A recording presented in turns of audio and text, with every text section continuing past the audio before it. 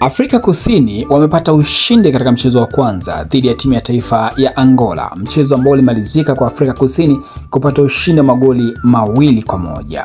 Magoli ya Fosler pamoja na Aporis yaliwafanya Afrika Kusini wapate ushindi wa magoli 2-1 dhidi ya bao moja pekee la Angola lililofungwa na Shaw.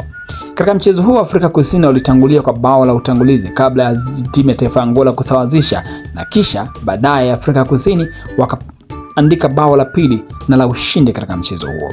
Kwenye mchezo ambao ulikuwa na mvuto na mechi nzuri zaidi iliyokuwa imetawaliwa na ufundi, maarifa na ujuzi na uwezo wa mchezaji mmoja mmoja, inaashiria kwamba AFCON ya mwaka 2025 ni AFCON bora iliyoandaliwa vizuri, lakini pia hata timu zina ushindani mkubwa. Afrika Kusini na Zimbabwe ni miongoni mwa mataifa ambayo yanatoka kwenye ukanda wa Kosafa, mataifa jirani, lakini katika mechi ambayo ilichezwa ilionyesha uwezo mkubwa wa timu hizo. Kocha wa sasa wa klabu ya soka ya Young Africa Pedro Goncalves, ambaye amewahi kuifundisha Angola katika AFCON iliyopita kucheza hadi robo finali, wakati Afrika Kusini walicheza nusu finali ya michuano hiyo.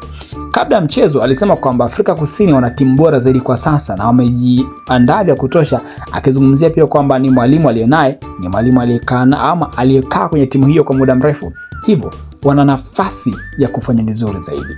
Kwa mtazamo wako na kwa namna ambavyo mechi ilikuwa ikiwa na ushindani wa hali ya juu, Afrika Kusini unaona kwenye nafasi gani, na vipi kuhusu Angola kwenye AFCON hii ya 2025 inayofanyika Morocco?